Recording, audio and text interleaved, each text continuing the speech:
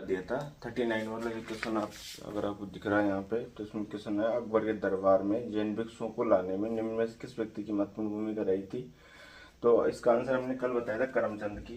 जो करमचंद नाम का व्यक्ति था, उस करमचंद नाम के व्यक्ति ने इसकी भूमिका थी, जो जैन भिक्षुओं को अकबर के दरबार में लेके आया था।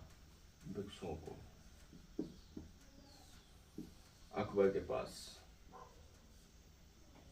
ठीक है भाई, राइटिंग थोड़ी छोटी है क्योंकि बोर्ड भी छोटा है और मैनेज करना पड़ेगा थोड़ा सा। अब इसके बाद में दूसरा मैंने यहाँ तक बता दिया था, यहाँ 43 तक बता दिया था। ये बता दिया था ना मैंने, किस इतिहासकार ने मुगल साम्राज्य के पतन के लिए मनसबदारी एवं जागीरदारी प्रणाली की असफलता को उत्तरदायी बताया था। तो इसमें आंसर गया था सतीश चंद्रा। सतीश चंद्रा राइट आंसर है इसका, कि उसने मुगल मनसबदारी और जागीरदारी को मुगल साम्राज्य के पतन का मुख्य कारण माना था। ठीक है, ये जो पेपर है आरपीएससी कॉलेज व्याख्याता का जो जनवरी में जो पेपर होता है उसका सॉल्यूशन देख रहे हैं हम। और इस पेपर देखने से फर्क ये पड़ेगा कि पूरी किताब राउंड अप हो जाएगी एक एक टॉपिक के बजाय। टॉपिक तो मैं बताऊंगा, इससे पहले बता देता हूँ। नंबर 44 क्वेश्चन, 44 वाला क्वेश्चन है कि मदद ए मासा, यहाँ देख सकते हो आपको बता सकता हूँ। मदद ए मासा भूमि अनुदान के संबंध में निम्नलिखित में से कौन सा कथन सही है। मदद ए मासा, ये क्वेश्चन है। मदद ए मासा, ये आपने सुना होगा। तो ये किसके लिए, ये मतलब ये किस अनुदान के लिए कथन सही है। तो इसका सीधा सा का आंसर है भाई, इसमें आंसर तो 3-4 दे रखे हैं, लेकिन सीधी सी बात ये है कि अकबर ने, जो अकबर था, सम्राट अकबर था, अकबर ने मंदिर बनाने के लिए 200 बीघा जमीन दी थी। 200 बीघा जमीन दी थी मंदिर बनवाने के लिए। और वो कहाँ पे दी थी, वृंदावन के अंदर। वृंदावन में अकबर ने जो 200 बीघा जमीन दान दी थी, अनुदान दिया था, उसी वो मदद ए मासा के नाम से वो जो फरमान जारी किया था। तो ये अकबर का फरमान था, जहाँ पे 200 बीघा जमीन के लिए वृंदावन का मंदिर का निर्माण किया जाएगा। इस तरह का फरमान अकबर ने दिया था। ठीक है, और ये फरमान किसको दिया था, गोपाल दास को दिया था। गोपाल दास को। ठीक है, इसके बाद में यहाँ पे मंदिर बनाया था। देखो अकबर जो कट्टर तो था, लेकिन वो हिंदू मंदिर बनाने में उसका बहुत सहयोग रहा था। संगीतकारों को शरण देने वाला था, पेंटिंग्स को शरण देने वाला था, और वो सांप्रदायिक साद भाव से रहने वाला आदमी था, समभाव से रहने वाला आदमी था। अब टाइम इसमें लगेगा दोस्तों, वीडियो काफ़ी लंबी है, लेकिन देखना आपको पड़ेगा। पढ़ा मेरा हूँ, जोर मेरे द्वारा आप सुन रहे हो, तो आपको देखना पड़ेगा। क्वेश्चन नंबर 45 में क्वेश्चन है, निम्न में से किसने अकबर ने शासन के दौरान खालसा और जागीर भूमि को एक दूसरे से अलग कर दिया। तो यहाँ पर क्वेश्चन आया कि खालसा और जागीर भूमि को एक दूसरे से अलग कर दिया। तो 2 तरह की भूमि होती थी, ये खालसा और दूसरी थी जागीर। खालसा और जागीर भूमि होती थी। तो ये जो खालसा और जागीर जो भूमि थी, तो इसके लिए क्या किया गया था कि एक दूसरे से अलग कर दिया गया था। कब करा गया था, वो मतलब निम्न में से किसने अकबर के शासनकाल के दौरान खालसा एवं जागीर भूमि को एक दूसरे से अलग किया था। किसने किया था। तो मलिक फूल एतमाद खां था। ये मलिक फूल एतमाद खां, ये था भाई। मलिक फूल एतमाद खां ये था, इसने खालसा और जागीर भूमि को अलग किया था। ठीक है, जागीर भूमि जो सैनिकों को वेतन के बदले दी जाती थी, स्थानांतरणीय होती थी, और जो खालसा भूमि होती थी वो मतलब वंशानुगत नहीं होती थी, और वो राजा को उसी के साम्राज्य में दी जाती थी। तो जो मलिक फूल एतमाद खां के द्वारा खालसा और जागीर भूमि को अलग अलग किया था। ठीक है, अभी थोड़ी मैं लाइट की व्यवस्था करके आता हूँ, थोड़ा सा वीडियो पॉज करता हूँ।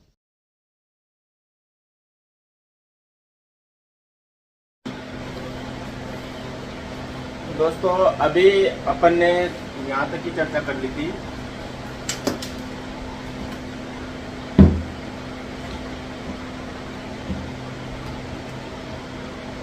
अब दूसरा क्वेश्चन आ रहा है भाई, अब आपको कैमरे में दिख रहा हो, देख लेना।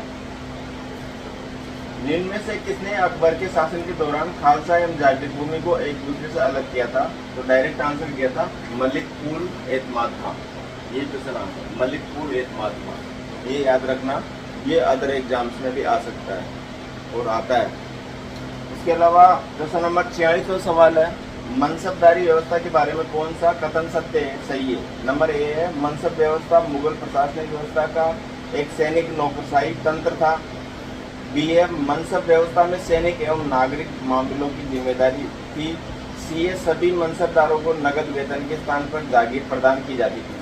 तो 22 में ना सभी मनसबदारों को जागीर प्रदान नहीं की जाती थी, क्योंकि जो जागीर होती थी वो वंशानुगत होती थी और सभी को नहीं मिलती थी, किसी किसी को मिलती थी जागीर, जो उसकी खुद की तो मतलब प्रॉपर्टी मानी जाती थी। तो इसमें मतलब सी वाला गलत है, ए और बी दोनों सही है। तो और बी दोनों सब क्या जाएंगे, यानी कि मनसब व्यवस्था मुगल प्रशासनिक व्यवस्था का एक सैनिक नौकरशाही तंत्र था, बिल्कुल सही है। दूसरा, मनसब व्यवस्था में सैनिक एवं नागरिक मामलों की व्यवस्था की जिम्मेदारी थी, ये भी बिल्कुल सही है। और सी गलत है, सभी मनसबदारों को नगद वेतन के स्थान पर जागीर प्रदान की जाती थी, ऐसा नहीं था, ऐसा बिल्कुल नहीं था। तो इसमें आंसर आ जाएगा ए और बी, ए और बी आंसर आ जाएगा, ठीक है। ये बात आ गई इसमें। क्वेश्चन नंबर 47 में देखते हैं अपन फटाफट से।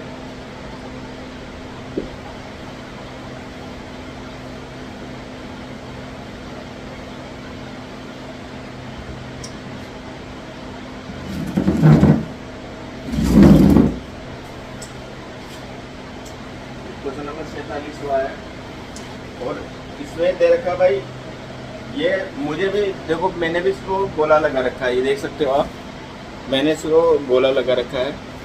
गोला लगाने का एक रीजन था, क्योंकि भाई ये क्वेश्चन समझ से बाहर था और ये बहुत टफ है, क्योंकि निम्न में से जमींदारों के लिए पूर्व में प्रमुख क्षेत्रीय शब्दावलियों का कौन सा युग्म सम्मिलित नहीं है? तो इसमें बहुत सारी है, नाबूद राजस्थान, खुद तथा मुकद्दम, दोआब, सतराई और 20वीं अवध, बंद गुजरात, इस तरीके से है। तो ये मैंने देखा नहीं, मैं इसका अनुसंधान कर रहा हूँ और मैं से जैसे आंसर मिलेगा मैं इसका आंसर दे दूंगा। तो क्वेश्चन नंबर आगे वाले चलते हैं, 50 वाले, 48 वाले, 48 पे चलते हैं। इसमें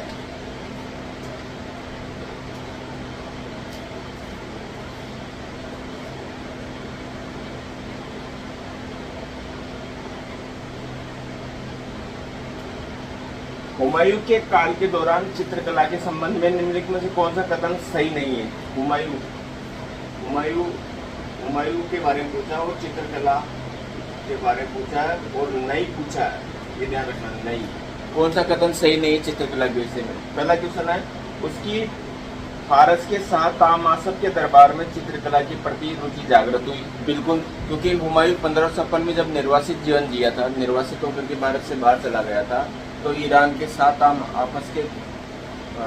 तामासब के दरबार में रहा था और वहीं पर उसकी चित्रकला की जागीरदारी चित्रकला में रुचि उत्पन्न हुई थी। दूसरा है, मीर सैयद अली और ख्वाजा अब्बू समद भारत लौटते समय उसके दल में शामिल हुए। बिल्कुल, मीर सैयद अली और ख्वाजा अब्बू समद है ना, भारत लौटते समय इसके दल में सम्मिलित हुए थे, आए थे। मीर सैयद अली की किताबें बाकायदा उन्होंने चित्र बनाए थे, दसवंत बसौन वगैरह बहुत सारे चित्रकार मिलेंगे आपको।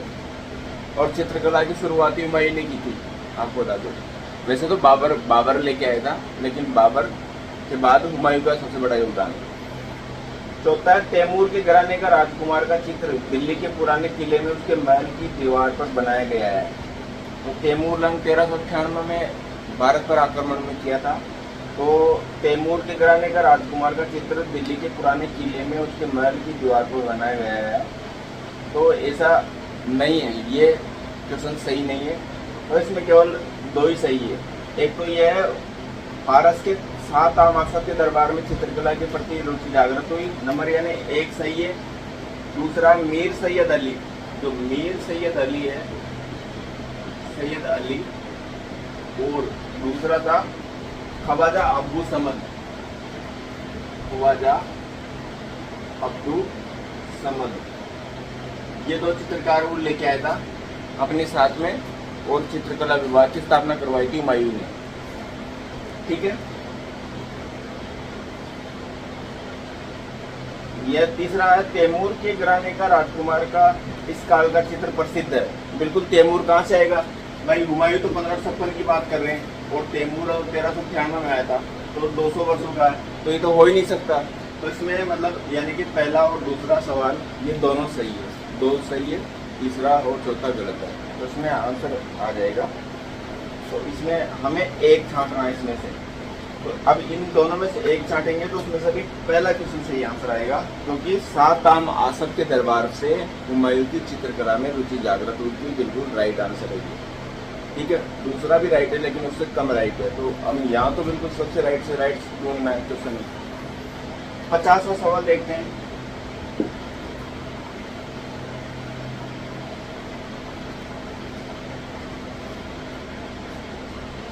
क्वेश्चन देखते हैं। 50वां है कि मुनिस अल अरवाह, ये मुनिस अल अरवाह, ये रचना किसकी थी ये पूछा है। मुनिस अल अरवाह रचना किसकी थी ये पूछा था, तो उसमें इसका आंसर है जहां आरा बेगम, जहां आरा। ये औरंगजेब की बहन थी। रोशन आरा, आलम आरा और जहां आरा, ये तीन बहनें थी, मतलब औरंगजेब के 4 भाई थे, ये 7 बहन भाई थे। ठीक है, तो ये जहां आरा की पुस्तक है मुनिस अल अरवाह। ठीक है, ये नहीं भूल पाओगे, और एक बार आप पेपर देखोगे तो बिल्कुल आ जाएगा। टच में मेरे साथ देखना, बिल्कुल नहीं भूल पाओगे, कभी भी बुलाने से भी नहीं भूल पाओगे। अगर जिसको कॉलेज व्याख्याता बनना है या आरएस बनना, आरएस का लेवल भी इसी का आएगा। आप कोई सोच रहा हो कि यार मैं तो आरएस की तैयारी कर रहा हूँ, इसको क्यों पढ़ूँ, तो भाई जो हिस्ट्री का जो बैकग्राउंड का जो पेपर आता है, तो ऐसा झकझोर देने वाला क्वेश्चन आता है कि हिस्ट्री के पीएचडी होल्डर वाले को भी एक बार दिमाग लगाना पड़ता है कि क्वेश्चन कहाँ से दिया और कैसे दिया। इससे बड़े बड़े प्रोफेसर जो असिस्टेंट प्रोफेसर होते हैं वो देते हैं, पेपर सेटर होते हैं। क्वेश्चन नंबर 51 देखते हैं, तो 51 वाला देखते हैं। 51 वाला क्वेश्चन है, शाहजहां के उस स्वर्णकार का नाम बताइए जिसने ताजमहल में कब्र के चारों ओर सोने की स्क्रीन डिजाइन की थी। मतलब उसका मतलब यानी कि उस कारीगर का नाम पूछ रहा है, जिसने मतलब जो ताजमहल बनाया था 1629 से 52 में बना था ना, 1652 तक ताजमहल मुमताज महल के लिए बनाया था। मुमताज के प्रति जो प्यार था उसकी याद में ताजमहल कब्र बनाई थी शाहजहां ने। तो वो बोल रहा है, क्वेश्चन यह है कि उस स्वर्णकार का नाम बताओ जिसने कब्र के चारों ओर सोने की स्क्रीन डिजाइन की थी। सोने की स्क्रीन बनाई थी, और किसके चारों ओर? ताजमहल के चारों ओर। तो वो चित्रकार कौन था? तो इसका आंसर जाएगा बेबादल खां।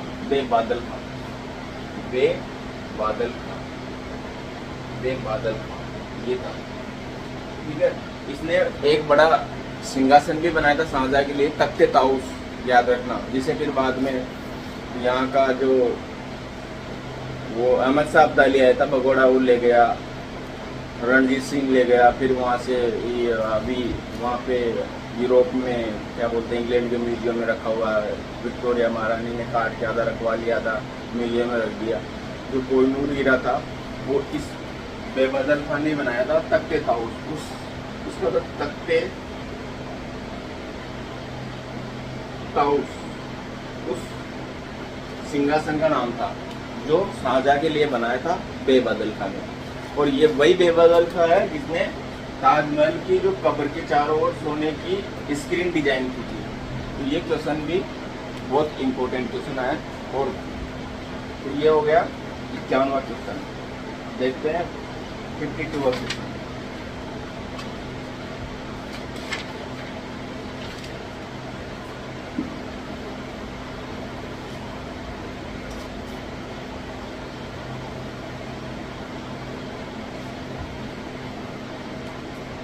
ये 52वां क्वेश्चन है। इसमें है मध्यकाल में बेरामी संभाप, ये देखो बेरामी संभाप, सीरी बाप, कट्टान और कट्टान रूमी। ये शब्द किन के लिए प्रयोग किया गया था मध्यकाल के लिए? तो भाई इसका सीधा सा आंसर है, ये है वस्त्र आभूषण के लिए। वस्त्र जो कपड़े होते थे, वस्त्र आभूषण, तो ये वस्त्र आभूषण इसके लिए प्रयोग किया जाता था। ये बेरामी, सबाब, सीरीबाग, कट्टाने, रोमी, ये सब वस्त्र आभूषण होते थे। वस्त्र पहने जाने वाले वस्त्रों के नाम होते थे मध्यकालीन। ठीक है। इसके अलावा 53 हुआ, देखो 53 हुआ है, यह ढाणी जोग और फरमान जोग। ये ढाणी जोग और फरमान जोग, ये ढाणी जोग और फरमान जोग निम्न में से किसके प्रकार थे? ये क्या थे, मतलब किसके प्रकार थे, क्या थे? तो इसका आंसर गया हुंडी। ये होती थी हुंडी, ये हुंडी होती थी।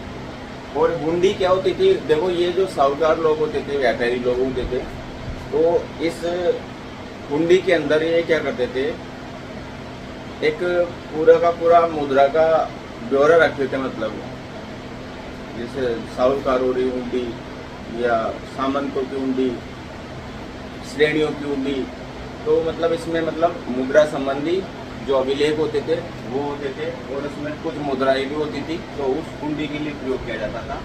तो ये वाणी जोग और फरमान जोग, ये हुंडी के प्रकार थे, हुंडी के प्रकार। ठीक है, ये क्वेश्चन आपको मिल जाएगा। आरपीएस से भले किसको भी माने, मैं चैलेंज कर सकता हूँ, मैं इस पर रेट लगा सकता हूँ, मैं आपको इसका सोच दिखा सकता हूँ, ये मैं जो बता रहा हूँ उसको कोई चैलेंज नहीं कर सकता है।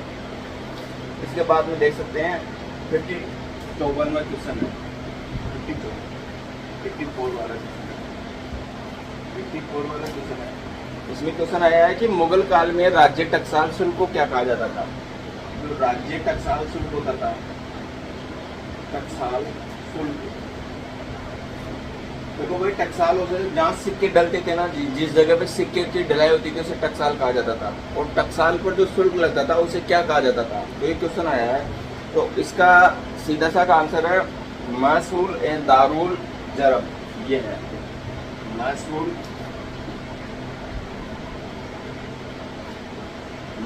ए दारुल महसूल ए दारुल जरब। ये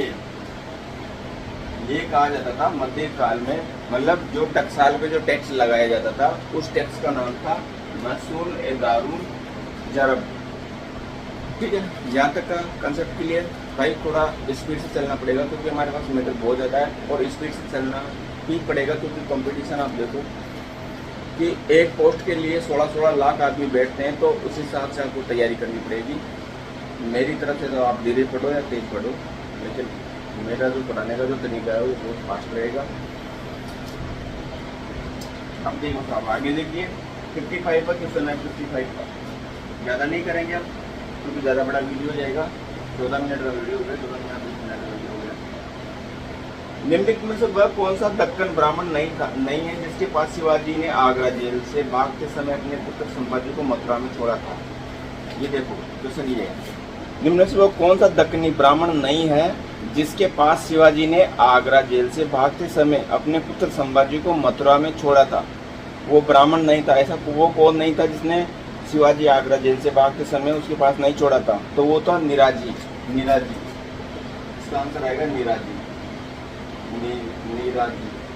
निराजी आंसर है इसका। बिल्कुल देख लेना मध्यकालीन भारत में। ठीक है, मराठों का इतिहास के अंदर मिल जाएगा। 56वां क्वेश्चन देख लो आप। निम्नलिखित में से दो विशिष्ट जातियां मुगल काल के दौरान नमक और सोरा उत्पादन करती थी। नमक और सोरा, ये दो उत्पादन होता था मध्यकाल में। इसका उत्पादन होता था और ये उत्पादन होता था बारूद बनाने के लिए। इसके लिए होता था बारूद बनाने के लिए। तो ये नमक और सोरा बनाने वाले की स्पेशल जातियाँ होती थी और वो होती थी नूनिया और मलंगी जाति। नूनिया और मलंगी, नूनिया और मलंगी, मलंगी ये जातियाँ होती थी जो नमक और सोरा का उत्पादन करती थी। और आपको बताओ तो बताया गांधी जी को भी मलंग बाबा बोलते थे। हाँ, गांधी जी का नाम है उधर सिंध में मलंग बाबा के नाम से फेमस थे गांधी जी। तो अभी हमने 56 क्वेश्चन तक सोल्व करें। इसमें 150 क्वेश्चन है, टाइम लगेगा, थोड़ा सा रेस्ट करते हैं, इसके बाद में फिर देखेंगे। तब तक के लिए